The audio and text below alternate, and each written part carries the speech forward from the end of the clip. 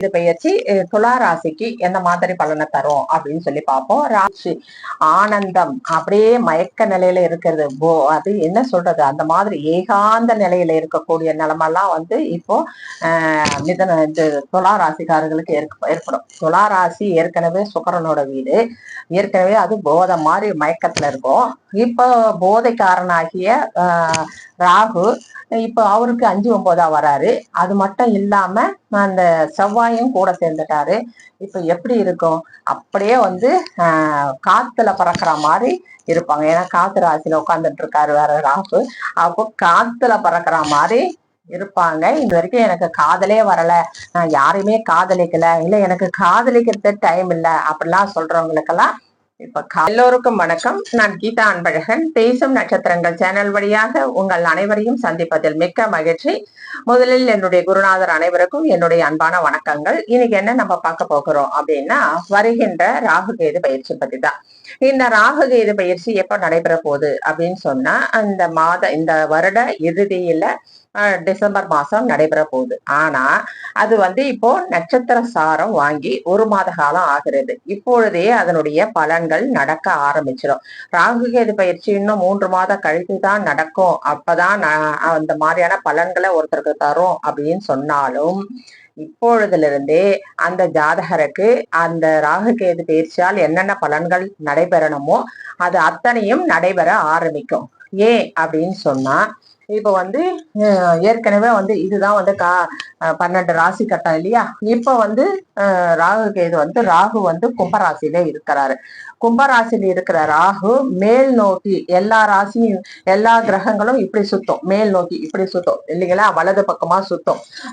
ஆனா ராகு கேது இப்படி இந்த சைட்ல சுத்தம், கிழக்கு நோக்கி சுத்தம். அப்படி இருக்கும் பொழுது கும்பத்தில் இருக்கிற ராகு மகரத்திற்கு தான் வருவார். கும்பத்தில் இருக்கிற ராகு மீனத்திற்கு போக மாட்டார். அப்போ கும்பத்தில் இருக்கிற ராகு மீனத்துக்கு வர்றது எப்ப வருதுன்னா 13/11/2026 13ஆம் தேதி 11ஆம் மாசம் 2026 அப்போ வராரு.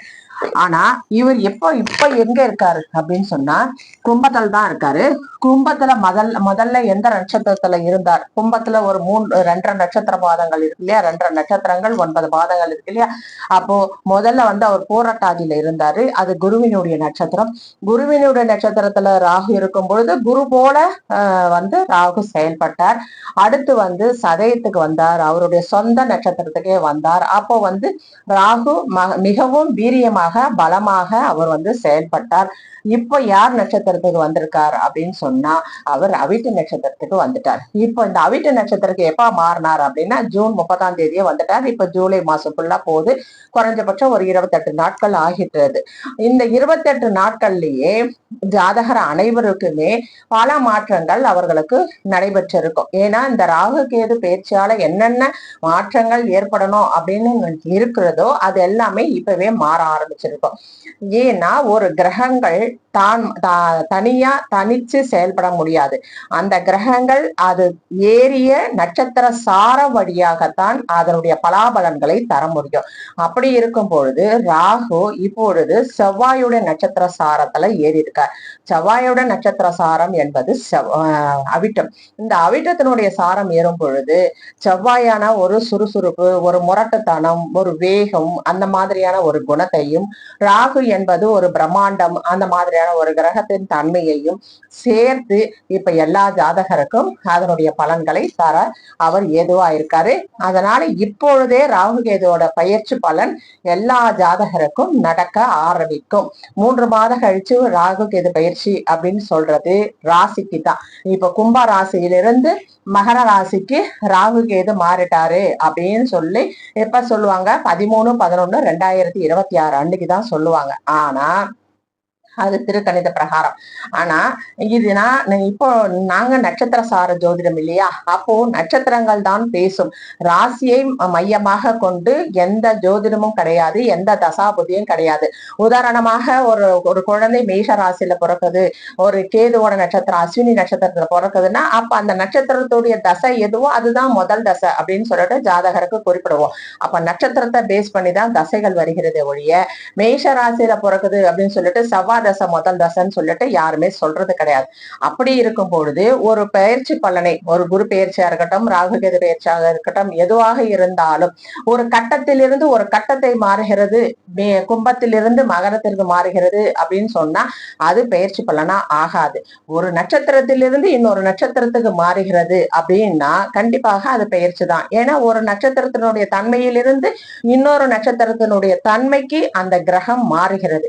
அப்படி மாறும் பொழுது அதனுடைய பலன்களும் கரெக்டாக துல்லியமாக ஜாதகருக்கு நடைபெற ஆரம்பிக்கும்.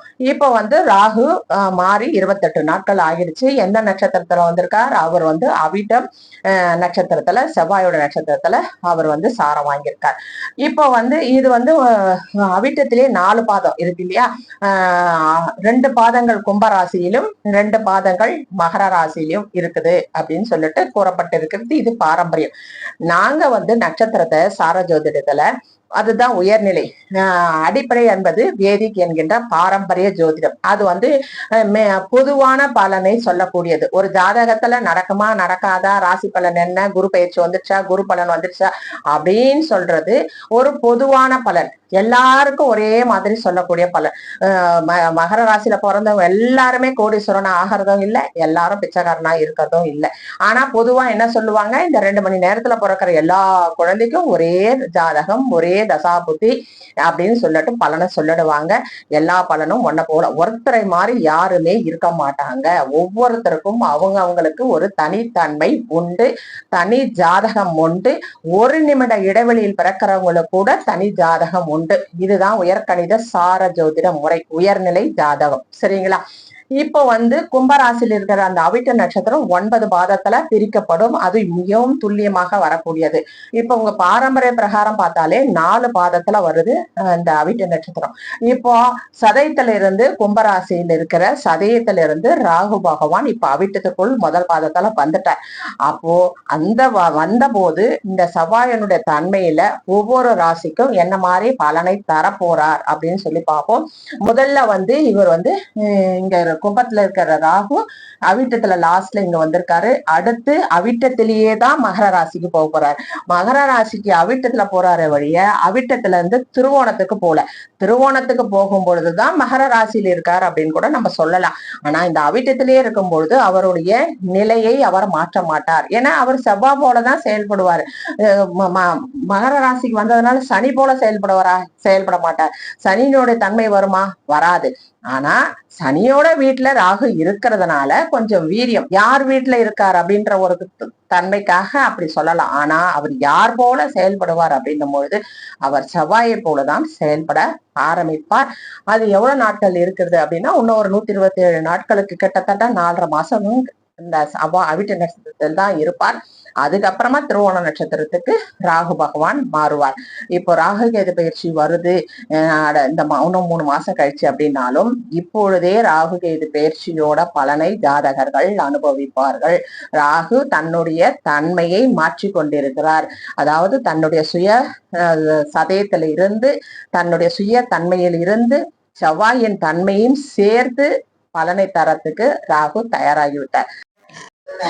இப்போ இந்த ராகு கேது பயிற்சி துலா ராசிக்கு எந்த மாதிரி பலனை தரும் அப்படின்னு சொல்லி பார்ப்போம். ராகு கேது பயிற்சி துலா ராசியில என்ன பாவ தொடர்பை கொள்றாரு அப்படின்னா, துலாம் ராசியிலே அவருடைய ராசியிலே ஒரு நட்சத்திரம் இருக்கு இல்லையா, சுவாதி நட்சத்திரம், ராகோட நட்சத்திரம். அப்போ 1 இயக்குகிறார், லக்னத்தை இயக்குகிறார்.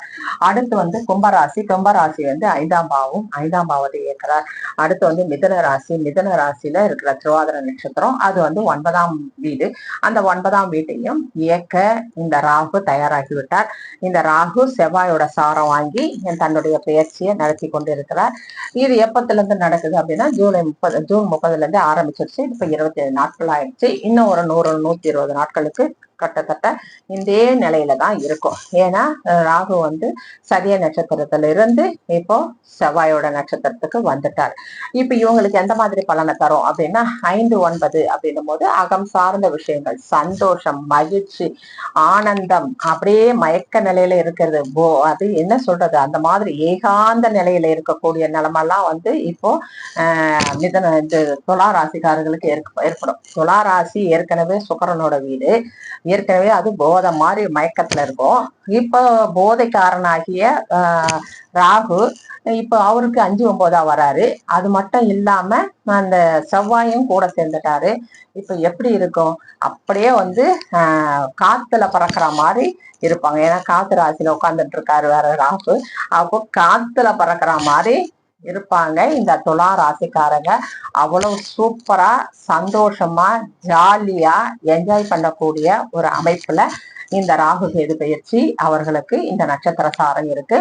அது மட்டும் இல்லாம இப்ப காதல்லாம் நிறைய வரும்.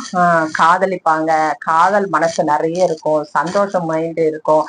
அதனால இப்ப காதலிக்கிறீங்க அப்படின்னு சொன்னா நல்ல பெண்ணா பார்த்து காதலிச்சு திருமணத்தை பண்ணிக்கங்க. இது வரைக்கும் எனக்கு காதலே வரல, நான் யாரையுமே காதலிக்கல, இல்ல எனக்கு காதலிக்கிறது டைம் இல்லை அப்படிலாம் சொல்றவங்களுக்கெல்லாம் இப்ப காதல் கண்டிப்பாக அவர்களுக்கு வரும். அந்த காதலை நீங்கள் வந்து நல்ல காதலாக தேர்ந்தெடுத்து திருமணத்தை முடித்து கொள்ளுங்கள். தீர்த்த யாத்திரை போகலாம், ஆன்மீக பயணம் செய்யலாம், அப்புறம் நேர்த்திக்கடன் செய்யலாம், குலதெய்வ பிரார்த்தனை செய்யலாம். இந்த மாதிரியான விஷயங்கள் அத்தனையும் உங்களுக்கு கிடைக்கும். பூர்வீக சொத்துக்கள், பூர்வீகத்துல இருந்த சொத்துக்கள் மூலமாக உங்களுக்கு ஒரு சந்தோஷத்தையும் அதனால ஒரு பண வருவாயும் தரலாம். அந்த மாதிரியான விஷயங்கள் அந்த இடங்களுக்கெல்லாம், பூர்வீக இடங்களுக்கெல்லாம் போகணும் வரணும், அந்த குலதெய்வ பூஜை பண்ணணும், பாரம்பரியத்தை பண்ணணும் அப்படின்னு நினைக்கிறவங்க இப்ப பண்ணலாம். ஏன்னா 5 என்கின்ற பூர்வ புண்ணியத்தையும் 9 என்ற பாக்கியஸ்தானத்தையும் இயக்குறாரு இந்த ராகு கேது. அப்படி இருக்கும் பொழுது ராகு கேதுவே வந்து முன்னோர்களை குறிக்கக்கூடியது. அப்படி இருக்கும் பொழுது முன்னோர்களுடைய நிலை ஏதாவது இருந்து உடம்பு நிலையாம இருந்தா கூட அவங்களாம் கூட சரியாயிடுவாங்க. உங்களுக்கு உடல் ஆரோக்கியம் மிக மிக மிக சூப்பரா இருக்கும். ஏன்னா ஒரு அகம் சார்ந்த விஷயத்தை ஒரு கிரகம் நடத்தும் பொழுது கண்டிப்பாக ஆரோக்கியம் ரொம்ப ரொம்ப நல்லா இருக்கும், சந்தோஷம் ரொம்ப நல்லா இருக்கும், காதல் கொடிகட்டி பறக்கும். திருமணத்தில் அதை முடித்து கொள்ளுங்கள். சரிங்களா? இந்த மாதிரி இப்போ வந்து உங்களுக்கு கல்யாணமே ரொம்ப நாளா நடக்கலாமா, ஆனா நீங்க என்ன காதல் வரும்னு சொல்றீங்க, எனக்கு இது வரைக்கும் நான் இத்தனை வருஷம் ஆச்சு எனக்கு காதலும் வரல கல்யாணமும் வரல அப்படின்னு கேட்கறவங்களாம் கூட இந்த காலகட்டத்துல காதல் வயப்படுவீங்க. அதுல உங்க சுய ஜாதகத்துல ராகு ஒருவேளை எந்த இடத்துல இருக்காரு, தவறுதலாக 8 12 இருக்காரா அப்படின்னு பாத்துக்கோங்க. அப்படி சப்போஸ் அவர் 8 12 இல்லாம இருந்தாரு, அவரும் 5 9லயோ இல்ல வந்து ஒற்றைப்படை பாவங்கள்ல இருந்தாரு அப்படின்னு சொன்னா சூப்பரான காலம். இப்ப நல்லா வந்து உங்களுக்கு திருமணத்தை நடத்தி கொடுத்துரும், சந்தோஷத்தை கொடுத்துரும், குழந்தை பேரு கொடுத்துரும், எல்லா விஷயத்தையும் செஞ்சு கொடுத்துரும். ஒருவேளை 2 நாள் ஆரம்பத்துல இருந்தாருன்னா உங்க சுய ஜாதகத்துல பண வருவாயையும் சேர்த்து கொடுப்பார். அப்போ உங்க சுய ஜாதகத்துல இப்ப எப்படி இருக்கு அப்படின்றத நீங்களே கொஞ்சம் பார்த்து தெரிஞ்சுக்கோங்க. சரிங்களா? ரொம்ப நல்ல நேரம் இந்த ராகு கேது பயிற்சி அப்படின்னு தான் நம்ம சொல்ல முடியும். இந்த நேரத்துல எந்த இடத்தை மாத்துறதோ, தொழில பிசினஸ்ல நீங்க இன்வெஸ்ட்மெண்ட் பண்றதோ, புதுசா தொழில் ஆரம்பிக்கிறேன், கடை ஆரம்பிக்கிறேன், அது ஆரம்பிக்கிறேன் அப்படின்லாம் வந்து பொருள் சார்ந்த விஷயங்கள்ல எதுலயும் போகக்கூடாது. அகம் சார்ந்த விஷயத்துல நீங்க குழந்தை பிறப்புக்கு முயற்சி பண்ணிருந்தீங்கன்னா அதை முயற்சி பண்ணலாம். திருமணம் பண்ணணும்னு முயற்சி பண்ணீங்கன்னா அந்த திருமணத்தை பத்தி பேசலாம். இல்ல நான் காதலிக்க போறேன்னு நினைச்சீங்கன்னா காதலை பத்தி பேசலாம். இந்த மாதிரி உங்கள் மனசு சார்ந்த உடல் சார்ந்த விஷயங்கள் எல்லாம் செய்யலாம். படிக்கிறதுக்கு வெளிநாடு போறோம்னு சொல்றவங்க கூட உயர்கல்வி இப்ப சூப்பரா வரும், ஆராய்ச்சி கல்வி நல்லா வரும். அந்த மாதிரி வெளிநாடு போய் படிக்கணும்னு நினைக்கிறவங்களும் வெளிநாடு போகலாம். இல்ல நான் வெளிநாடு போய் வேலை செய்ய போறேன் அப்படின்றவங்களும் போகலாம். இதுக்கெல்லாம் வந்து இந்த நேரம் உங்களுக்கு ரொம்ப நல்லா இருக்கு. சரிங்களா? இந்த ராகு கேது பயிற்சி உங்களுக்கு சுகமான அனுபவத்தை தரக்கூடிய ஒரு ராகு கேது பயிற்சியாக இருக்கிறது. நன்றி, வணக்கம்.